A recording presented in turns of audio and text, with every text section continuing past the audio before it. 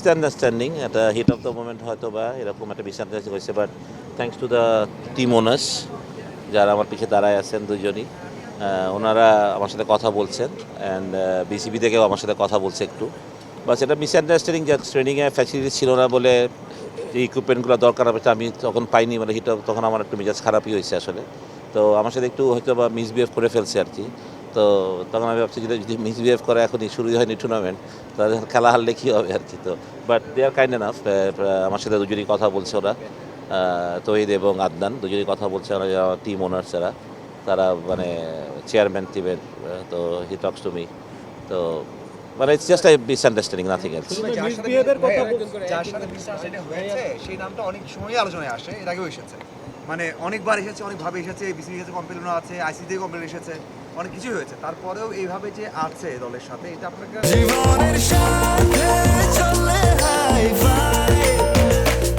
স্বাস্থ্যকর all time honeycomb, সব সময় অল টাইম হেলদি লাইফ। না, দলের সাথে সেইভাবে নাই আসলে, এটা একটা কথা বলে না কথা।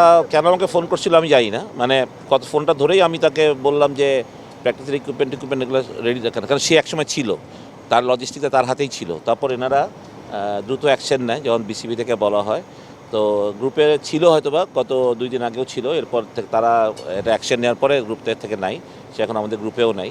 বাট ফোন করছিল হয়তো অন্য কোনো রিজন হয়তো আমাকে, বাট আমি আসলে আমার মেজাজটা খারাপ ছিল যখন মাত্র তাহলে আমাকে বলতেছিল যে প্র্যাকটিসে বল নাই বা প্র্যাকটিস ট্রেনিং করার যে ইকুইপমেন্টগুলো ওগুলো আসেনি মাঠে। তারা আমি জিজ্ঞেস করলাম ভাই এগুলো কার আন্ডারে দিছো, এগুলো তো কোচিং আন্ডারে তুমি দাও না এগুলো। এটা নিয়েই আর কি একটা মানে মিসআন্ডারস্ট্যান্ডিং হয়েছে আমার সাথে। তো হিট অফ দ্য মোমেন্ট হয়তো বা আমার রাগ উঠে গেছিলো আসলে, সত্যি কথা বলতে গেলে এটাই।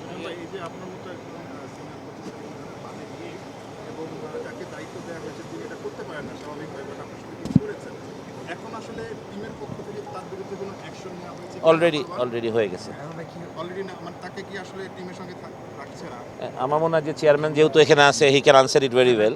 হ্যাঁ, উনি আমাকে যখন বিসিবি না করে তারপরে উনি আমাদের সাথে নাই, আমাদের গ্রুপ থেকে ওনাকে আমরা লিভ করে দিয়েছি।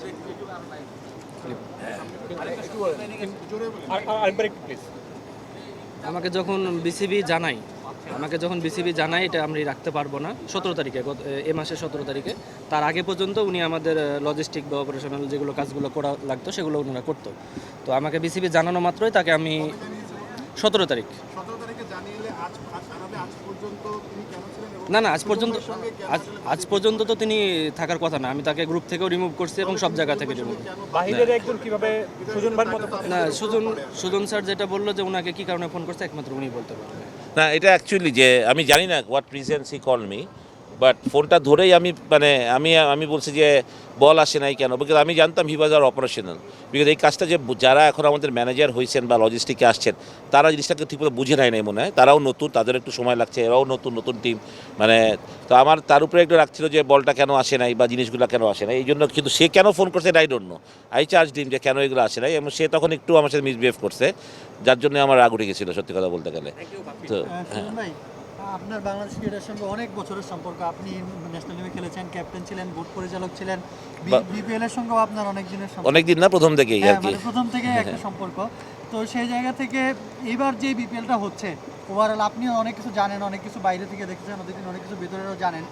এই আজকেও যেসব ঘটনা ঘটলো, মানে একটা ফ্র্যাঞ্চাইজি আগের দিন বদলে গেল, আপনাদের সঙ্গে যে ইনসিডেন্টটা হলো, নানান ইনসিডেন্ট সব মিলিয়ে আসলে এটা কেমন জিনিসটা আপনার? আমি আমাদেরটাই বলি, আমাদেরটা ইনহাউস, একদমই ইনহাউস একটা ঘটনা। মানে যেহেতু নাই, আমি যেহেতু ওনাকে চিনতাম, সেহেতু আমি ওনার ফোনটা রিসিভ করি, আর আমার নাম্বারে সেভ করা আছে। আমি যে অন্য কোনো কারণে হয়তো ফোন করে, বাট ওই তখন হিট অফ দ্য মোমেন্টে তালা মাত্র এসে আমাকে বললো যে বল নাই। তখন আমি তাকে জিজ্ঞেস করলাম বল টলগুলো কার কাছে দায়িত্ব দেওয়া হয়েছে আসলে। তো যাক ওইটাই। আর যেটা সকালের ঘটনা যে চিটাগং টিমকে বিসিবি হ্যান্ডওভার করছে, সেটা আমি জানি না কী রিজনে করছে, বাট যেহেতু টুর্নামেন্টের ভালোর জন্য হয়তো বিসিবি জিনিসটা করেছে। আর আমি আমার ফ্র্যাঞ্চাইজির প্রতি দারুণ খুশি। মানে ওনারা, মানে আমি যেহেতু অনেকগুলো বিপিএল করছি, আমাদের কাপড় চোপড় থেকে আরম্ভ করে কোয়ালিটি ড্রেস দেওয়া, প্লেয়ারদের আজকে পেমেন্ট করে দেওয়া, মানে এগুলোর ব্যাপারে আমি সত্যি কথাই খুব খুশি যে ওনারা ওনাদের প্রমিসগুলো রাখছেন, কমিটমেন্ট রাখছেন। আশা করি যে পুরো টুর্নামেন্টটা ওনারা এভাবেই আমাদের সাথে থাকবেন, কমিটমেন্ট করবেন। Definitely they are very young, আপনারা দেখতে পাচ্ছেন ভেরি ইয়াং। তাদের একটা দারুণ ক্রিকেটের প্রতি তাদের ভালোবাসা আছে, সেই ভালোবাসা থেকে তাদের এখানে আসা। তো আমি আশা করি যে তারা এটাকে বজায় রাখবেন টুয়ার্ড দ্য টুর্নামেন্ট। আমাদের এরকম একটা টিমের বন্ডিংস থাকবে, যেটা আজকে হয়েছে হয়তো বা একদিকে ভালো হয়েছে, আগে পরে হওয়ার থেকে আগে হয়ে যাওয়াটা ভালো হয়তো বা তো এটা হয়ে যাওয়াতে মনে হয় ভালো হয়েছে। আমরা মনে হয় আরও বন্ডিং হবো এখন থেকে, টিমের আরও জেল আপ হবে, সেটা আমি বিশ্বাস করি। আর হ্যাঁ প্লিজ, ভাই মানে ও যেটা বলছিল কোনো ব্র্যান্ডিং নাই, যখন ঢুকবেন বুঝবেন না বিপিএল হচ্ছে। আমরা প্রেস কনফারেন্স করছি এখানে, মানে যেখানে সবসময় আমরা প্রেস কনফারেন্স রুমে করি, যে বিপিএল শুরু হচ্ছে প্রেস কনফারেন্স রুম তো ওখানে হয়। এছাড়া মাঠে কোনো বোর্ড দেখবেন না। মানে যেটা বলা হলো যে বিপিএল যে শুরু হয় একটা বড় টুর্নামেন্ট, আপনি এনসিএলের এর থেকে বড় ট্রফি উন্মোচন হয়েছে, এর থেকে বেশি ভালো ক্যাপ্টেন্স মিট হয়েছে, কিছু নেই এবার। মানে আপনি তো লং টাইম আছে প্রত্যেকটা। মানে আমি আই ক্যানট ব্লেম, আমি বিসিবিকে ব্লেম করাটা ঠিক হবে না, গভর্নিং কাউন্সিলে ডেফিনেটলি একটা তাদের ব্যাপার, বাট এইটাও ভাবতে হবে হয়তো বা একটু রাশই করে ফেলছেন তারা, আমি যেটা মনে করি যে অনেক বেশি রাশ হয়ে যাচ্ছে সব কিছুতেই, যার জন্য হয়তো বা এরকম প্রতিবারের মতন এরকম হয়তো হয়নি। বাট সেটাও বিসিবিকে কনসার্ন নিতে হবে যে এরকম বড় টুর্নামেন্ট, এত বড় একটা আসলে যেখানে বড় বড় ফ্র্যাঞ্চাইজিরা আসে বা অনেক টাকা খরচ করে, সেখানে হয়তো বা এটা জিনিসটা আরও বেটার হলে ভালো হতো। বাট এটা নিশ্চয়ই তারা টেক লুক আফটার করবে। বাট হয়তো বা আমি যেটা মনে করি যে সময়ের স্বল্পতা বা ব্যস্ততার কারণে দেশের একটু অস্থির ছিল সময়, এটাও সত্যি কথা। আজকে কালকে থেকে ঢাকা থেকে এখানে আসাটা খুব ডিফিকাল্ট, আমাদের অনেক প্লেয়াররা ফ্লাইট মিস করেছে, প্লাস ফরেন প্লেয়াররা এসে স্টাক হয়ে গেছে, এটা হইতে পারে হয়তো বা এইসব কারণে হয়তো তারা করতে পারে নাই।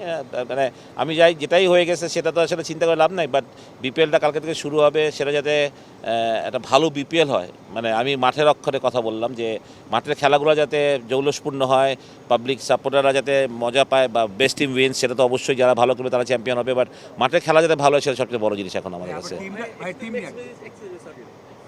এখন যে যদি আপনারা দয়া করে একটা ম্যাচ নিয়ে আমি যেহেতু আমাদের ম্যাচ আছে হ্যাঁ। অবশ্যই জিজ্ঞেস করেন। হ্যাঁ, কালকে আপনাদের ম্যাচ এবং এমন একটা ঘটনার উপর আসলে আপনি দলের সাথেও ছিলেন না, বাট আপনি মানে Bangladesh one of the experience coach, আসলে আপনার কি মনে হয় এরকম প্রভাব পড়বে বা না না না, আজকে আমাদের টপ আপ ছিল বেসিক্যালি, আমরা তো ঢাকায় দুদিন ট্রেনিং করেছি, ভালো ট্রেনিং হয়েছে, যদি আজকে ফরেন প্লেয়াররা ছিল দুজন, বাট মাথায় তো এখন যেহেতু দুইটা ফরেন প্লেয়ার হয়তো আরও 2-3 জন আমরা আজকে সন্ধ্যায় ঢাকায় চলে এসেছি, আরও 4 জন আসতেছে, কালকে সকালে হয়তো একজন আসবে, তো 6 জন হবে।